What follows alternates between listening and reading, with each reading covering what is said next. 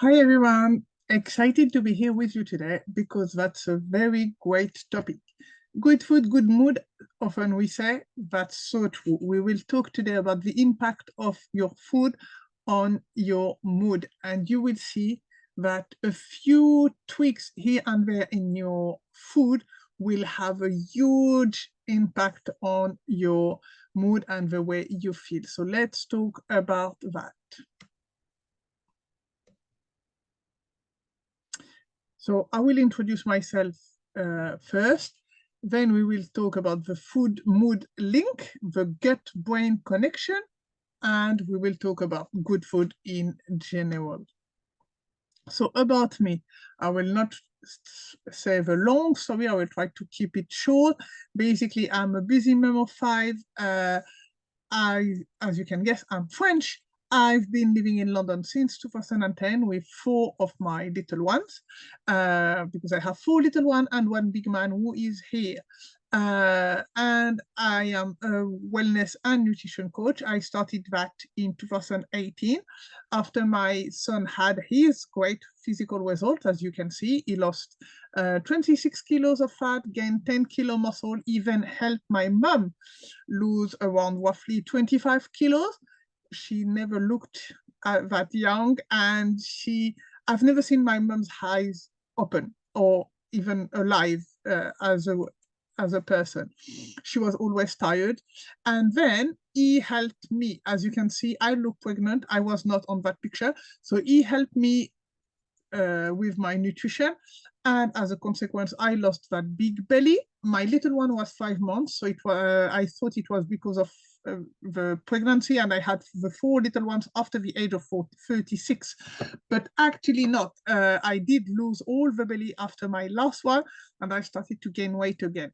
And I was fed up of everyone asking me, "Oh, when is baby due?" When I was not due anymore, and that's why I started with my son. And what blew my mind was how good we can feel when we just tweak a few things. And that's why that topic today is very important for me, because in my business, sometimes they say, oh, you never know how bad you feel until you feel good. And people who have been in very good health or very positive or feeling good, when they don't feel good anymore, they know there's an issue with their life, and they have to change. But I've never felt good. I've been through a lot of trials in my life. I've never been very overweight. I was, we can say, only 68 kilo for 1 meter 70, but I've never felt good. Probably inside I was not that clean, which impacted the way I thought. I was very negative and very often going through a little of depression or something like that. Just tweaking a few things with my son made me completely change my life. I stopped having cravings, mood swing, um, slumps after lunch or slump at the end of the day. And the way I saw life is like if I had new lenses on my glasses, I could see much more clearly. I could think straight. I had a much better memory, and it changed so much that I started to share with everyone around. And then my son told me, "Oh, why you don't join the team as a coach?" And that's what I did. So at the beginning, I started only with the nutrition. But because I coach mainly women, I noticed that most of them have hormone issue, which I didn't know anything about. So I learned about hormones. I bought a course from an American doctor who is also a PT, and it allowed me to help my ladies even more. And then I went through a lot, and I had to deal with my emotional wounds, my well-being, my self-care. I will not go in detail here, but I had to do something. I thought I left in France everything, all the problems, and I had a princess life in UK and was very happy. But it's like someone sent me back all the boxes I left in the storage because I didn't deal with it. And things you don't deal with come back to you sooner or later. So sometimes, yes, it's good to leave behind stuff that you can't uh, deal with straight away, but at one point you will have to deal with it. And that's what I went through. Uh, yes, food mood link. So the link between diet and emotions stems from the close relationship between your brain and your GIT, I will call it, often called the second brain. Your GI tract is home to billions of bacteria that influence the production of chemical substances that constantly carry messages from the gut to the brain. Two common examples of this are dopamine and serotonin. Eating nutritionally dense food promotes the growth of good bacteria, which in turn positively affects the production of these chemicals. When production is optimal, your brain receives these positive messages loud and clear, and your mental state can reflect it.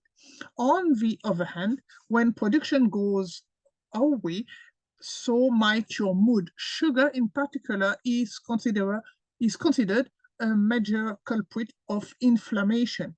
It fills bad bacteria in the GI tract. Ironically, it can also cause a temporary spike in feel-good chemicals like dopamine. You don't want that either. These spikes result in a fleeting sugar rush followed by a hard crash. When you stick to a diet of nutrient-rich foods, you'll have fewer mood swings and an improved ability to focus. Clean diets consisting of mainly whole, unprocessed foods can help with symptoms of depression and anxiety, whereas unhealthy diets have been linked to an increased risk of dementia or stroke. So that's very serious. So I just wanted to show you the brain and the second brain and the link that there is between the two. So here is the microbiota that go to the brain and the brain that the messages that go from the brain to the microbiota. So there are neurotransmitters that goes there, and the brain will command your body, for example, when you have a big stress or something happening in your life, like the fight or flight stress response. And when that happens, you will produce a lot of cortisol, which is the stress hormone. And it might be very useful because of this cortisol, you might be able to run very quickly if there is a danger. So that's a good thing. But when you go through that too often and too long, it will impact your body, because when you produce a lot of cortisol and your brain think like literally that your life is in danger, it will switch off many other function in your body. For example, with productive function, digestive function, the memory, the skin, the immune system, all that. You don't need it if you are chased by a wild bear, for example. But when you do that too often, they stop completely functioning. And then from the gut to the brain, whatever you will eat basically will have an impact on the quality of messages that will be sent there. So if you have, like, for example, short chain fatty acid, and then the immune system will tell your brain how good or bad you need to feel. And try for 2-3 days to eat very clean, and then for 2-3 days to eat just fast food and everything, and see how you feel, and it will make a big difference. And why I wanted to show you that is that to show you that in the spine, all this, you see that there are nerves connected to your gut. So the brain is there, and from the spine, all these are connections. So you see, it's not only just one connection, it's a lot of connections. And I will not go through all the figures. I just wanted you to notice that dopamine, which is one of the happiness hormone, is produced 50% in the brain, but 50% in your gut. So there's no way you can produce a good and clean dopamine with junk in your food. It's like if I give you only cardboard, you can't build a house out of brick. You have only cardboard. That will be a cardboard house. And more importantly, look at the serotonin. Only 5% of that, another happiness hormone, is produced in the brain. 95% of that hormone will be produced in the gut. So basically, whatever you eat will send messages to your brain about how you should feel, and then how you should feel will send other messages. And when you don't really feel good, it sends messages there like sugar cravings to feel a little better. Yes, you feel better, but then 1 hour after you are more tired. And that's a vicious cycle. And we will see how we can get out of there. So I just wanted to talk about that gland, the hypothalamus, because that's the one that will be very important for us. So that gland maintains homeostasis of the body by working with and influencing 4 other systems. And to remember, there is an acronym that you can use, it's HEAL.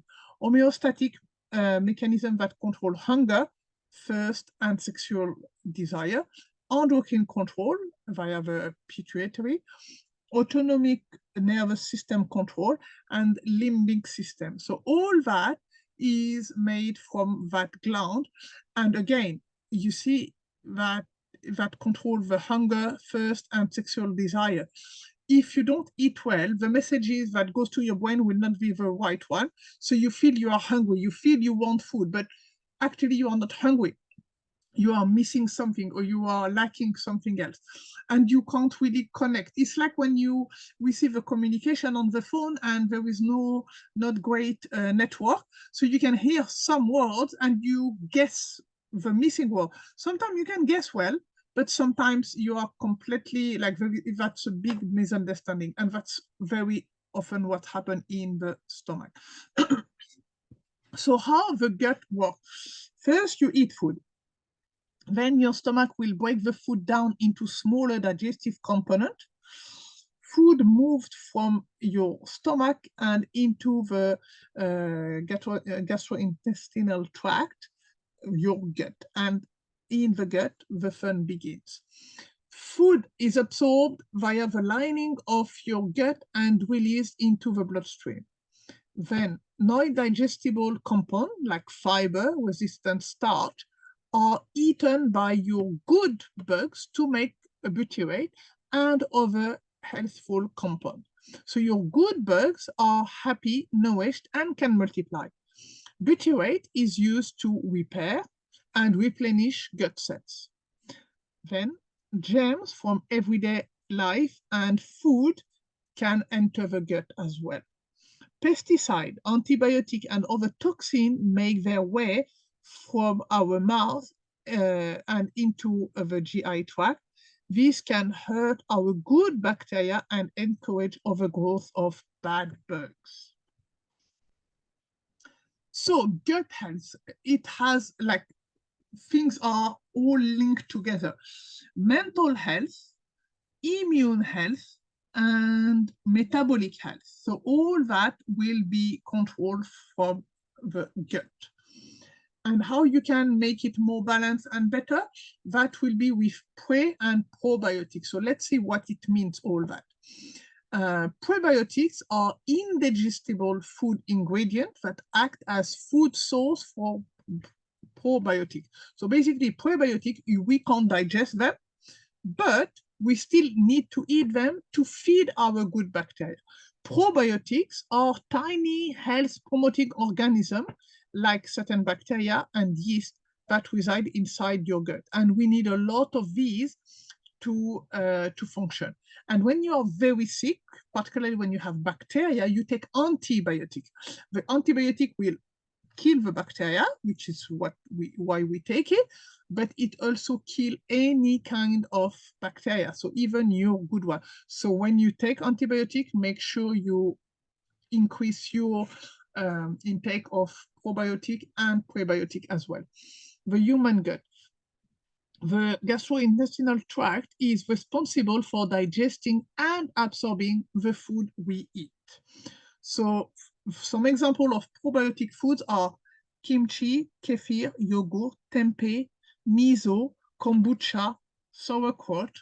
And some example of prebiotic food is unripe banana, asparagus, garlic, oats, nuts, legumes, onions, artichoke, leeks.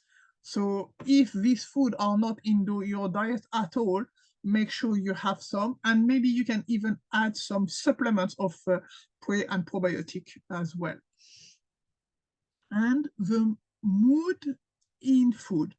So irritable, anxious from caffeinated drinks like coffee and tea if taken in excess.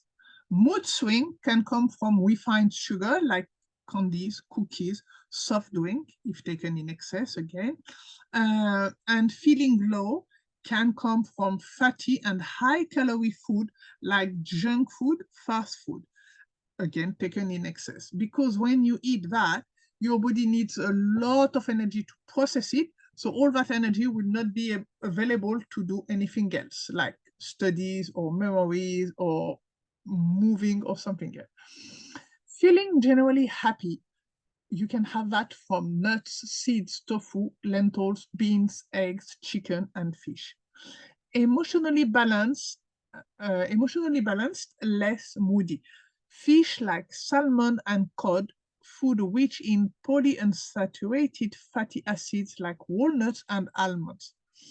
And feeling more alert and active, you can have that with lean meat, lamb, eggs, soya beans, chickpeas, and dal.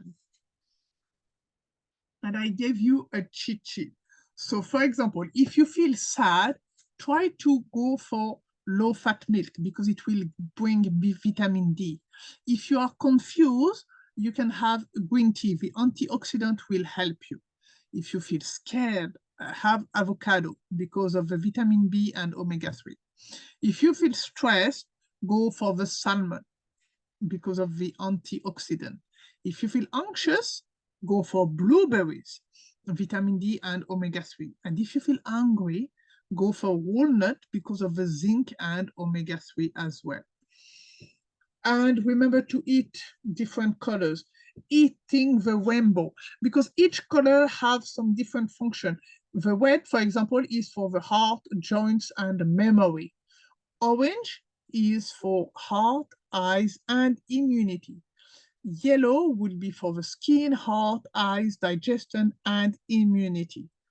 Green will be for the bones, immunity, teeth, and eyes.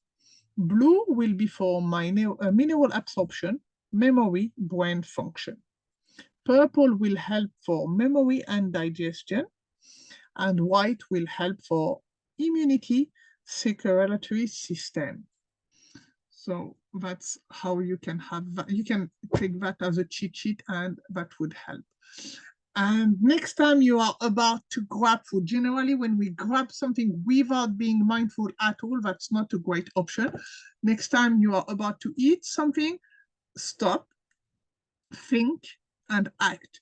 And make sure you breathe deeply and ask yourself, what do I need right now? If the answer is chocolate in your mind, ask yourself, will chocolate help me feel better after? If the answer is yes, go for some, don't take too much, listen to your body, but when you ask your body what it needs, if you feel tired and you are about to have a big portion of fries and you ask yourself, what do I need right now? You need energy, probably not from that big packet of fries. So that would help to not be always on reactive mode. Try to be more proactive, and that would make a big difference. And feel free to contact me privately if you want to book a free nutritional and hormonal assessment. We can talk about your eating habit, your objective, your hormone, and see where you are. This assessment is free. I will explain my job as a coach, and you will see where you are. A lot of people want to change their life or be better, be healthier. They don't know where to start. So this assessment is a nice way to start. I hope that helps. And thank you for attending today.